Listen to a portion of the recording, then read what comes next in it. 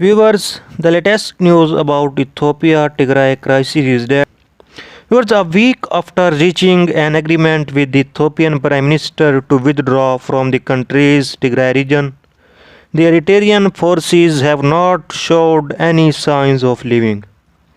The forces have not vacated the area or shown any attention to leave, according to Getachew Reda, spokesperson for the Tigray People's Liberation Front, whose forces have been fighting against a coalition of Ethiopian federal government forces, Amhara regional forces, and Eritrean forces in Tigray for the past 5 months. They have not left, Getachew said in an interview with Al Jazeera. In fact, there is no attention on the part of the Eritrean regimes to withdraw its forces.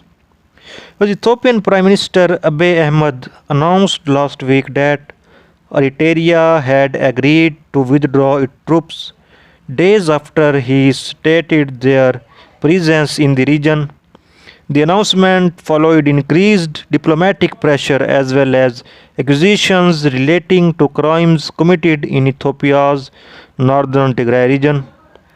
In fact, since the announcement of Abiy's tweet about Isaiah's agreement to withdraw its forces, Eritrea has been increasing to influx of its forces into Tigray by leaps and bounds. Getachew said, referring to Eritrean President Isaias Afwerki, withdrawing is unthinkable for Abiy and the Eritrean president's survival, Getachew said, and that tens of thousands of Ethiopian forces have died. Abiy, who won the 2019 Nobel Peace Prize for his effort to resolve a long-standing border conflict with Eritrea, ordered an incursion into Tigray after the regional administration, the Tigray People Liberation Front forces, attacked a federal military camp in the region. The descent into violence followed months of tension between federal and regional authorities. The European Union and United Nations have condemned the reported atrocities in Tigray, and the latest came from G7 Foreign Minister, which issued a statement Friday saying, "We condemn the killing of civilians, sexual and gender-based violence, indiscriminate shelling, and the forced displacement of residents of Tigray and Eritrean refugees."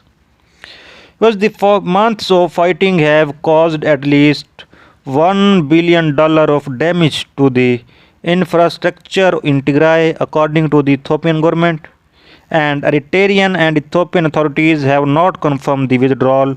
The Eritrean Ministry of Information and the Ethiopian Prime Minister Office did not immediately respond to queries. For this latest update about Ethiopia Tigray crisis, thanks for watching.